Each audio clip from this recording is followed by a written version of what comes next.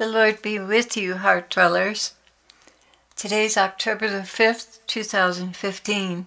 Sorry I didn't make it last night, but I was very, very tired and fell asleep halfway through the message.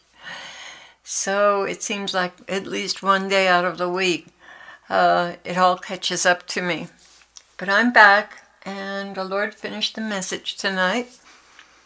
So I'm going to go ahead and share that with you. Lord, what is on your heart? He said, heaven. Heaven? Yes, I'm excited to see the expression on your faces when you see what I've prepared for you. Each of you, I might add. Nothing mass-produced about my gifts. Each one is handmade just for the uniqueness of each of my brides. I have longed for this time in history, Clare. With all my heart, I have waited for the day when I could remunerate my precious ones who have poured out their hearts in an oblation to me. Yes, there are rewards in heaven for those gone before, but there's going to be something so very, very special about being united with your bodies in glory. You will see.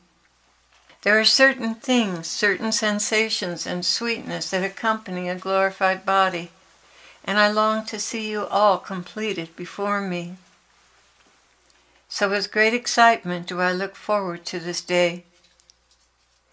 Yes, as you were thinking, it is a consolation for me to soften the blow of so many lost souls, and yet great revival will sweep the earth after your departure. And this revival will be so intense that some will be most happy to die for me. Your rapture will be irrefutable proof that I am, and I am a rewarder of those who diligently seek me. He who comes to God must believe that he is, and that he is a rewarder of those who diligently seek him. Hebrews 11:6. This will be a sign to those left behind that I have gone to prepare a place for them as well. And though they face the guillotine, they will be consoled that this vale of tears has finally come to its end, and they are forever free of the encumbrances of their bodies. This will sustain many until the very moment of their departure. It will be a sign, too, that I am real to their executioners. Many executioners will quickly follow in the footsteps when conviction engulfs them in the reality of who I truly am. Now down to the brass tacks. There are still some among you who have chosen to go on living in sin and hoping I will take you in the rapture. My brides and potential brides, you must break with sin. Many of you still do not connect with your status in sin. And Lord, what about your mercy? Mercy is for those who are unaware or so weak that their every attempt fails. I am addressing those of you who think as the world thinks and approve behaviors that the world approves, thinking in error that I am in agreement with them. But I am not. Therefore be holy, because I am holy. As obedient children, do not conform to the evil desires you had when you lived in ignorance. But just as he who has called you is holy, so be holy in all you do. For it is written, be holy, because I am holy. That's in 1 Peter 1. There are some who still refuse to marry the one they are living with. You are fornicating. Convenience has taken precedence over righteousness. Without righteousness, your soul is hanging over the abyss, let alone the privilege of being raptured. Is it worth it, dear one? Are you ready to find yourselves in the fires of hell because you refuse to do the right thing? What good does the knowledge of the Scriptures and your devotions do for you if you are condemned with the unbelievers for your behavior? Some of you are playing with fire, thinking, I'll go just this far and no further. Do you know you entered into sin with the first kisses? Greet one another with a holy kiss, yes, but indulging your pleasures without crossing the line is crossing the line in my book. Keep your thoughts, your glances utterly pure, brotherly and sisterly. Do not fan the flames and think you are innocent. Do not put off your conversion until tomorrow. Tomorrow is not guaranteed to you. Why am I speaking so harshly with the one I love? Because I love you and do not wish for you to lose everything you could have gained if only you had protected yourself and been on guard. You have come this far. Don't lose it all. Avoid every occasion of sin. Do not be lured into a position where you can lose control. Keep everything pure and above board. Do not steal.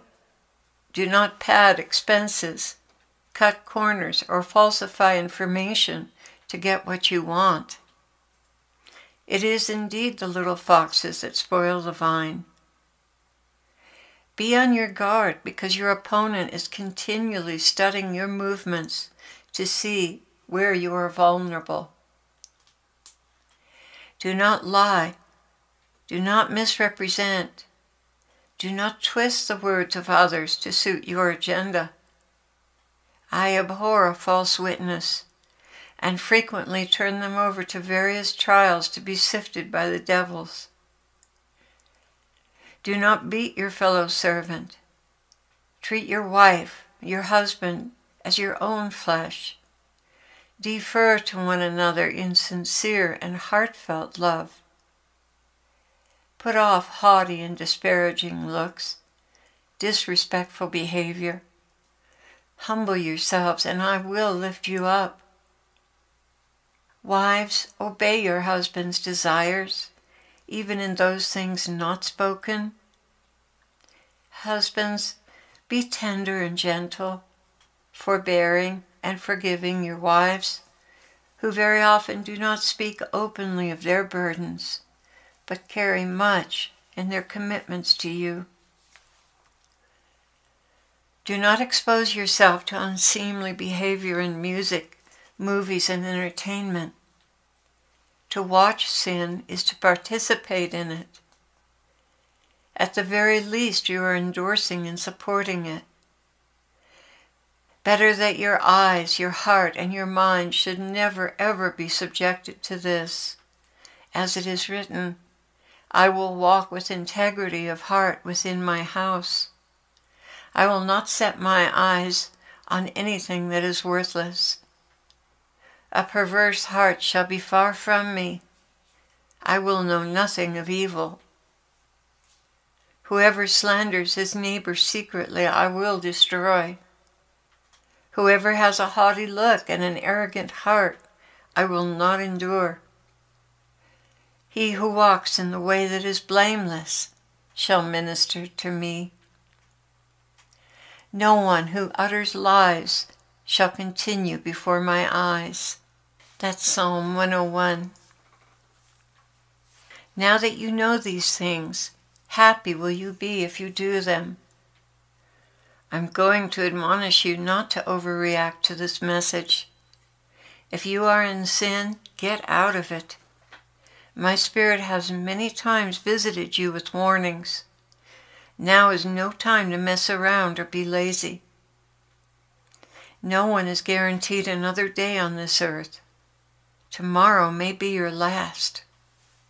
Reform your life now. Don't put it off. Again, I say to you, do not put it off. Those whom the Lord loves, he chastises. Do not twist what I have said and make a blanket of condemnation for yourself. If you are in sin, you know it well. The rest of you, dear ones, who have fought the good fight and removed yourselves from occasions of sin, you who have suffered loneliness rather than continue on in fornication, You have paid a great price, and great also is your reward in heaven. Those of you who refuse to lie to the government, refuse to bear false witness, well done, I say to you. It may have cost you some great earthly good, but what does it profit you to gain the whole world and lose your very own soul? You may be poorer for it, but you have chosen what was right. Those of you who have kept yourselves clean from defilements in the world, well done, I say to you. You have followed the delicate leadings I've placed in your conscience. I'm happy in your heart and find great solace there. Those of you who have been victims of gossip, slander, and evil men, yet have prayed for them with sincere intention from the heart, you very much resemble me in my crown of thorns. I will have no trouble recognizing you at the rapture. Dwell securely now between my breasts and receive from me abundant love to pour upon this depraved and fallen world. Your love is needed, and I delight to nourish you with the very finest wine. I bless you all now and say to you that my Spirit is with you to convict you of anything in your life that would prevent you from being raptured. So pay attention. Don't gloss anything over to this voice in your heart, but listen very carefully. Those whom I love, I correct.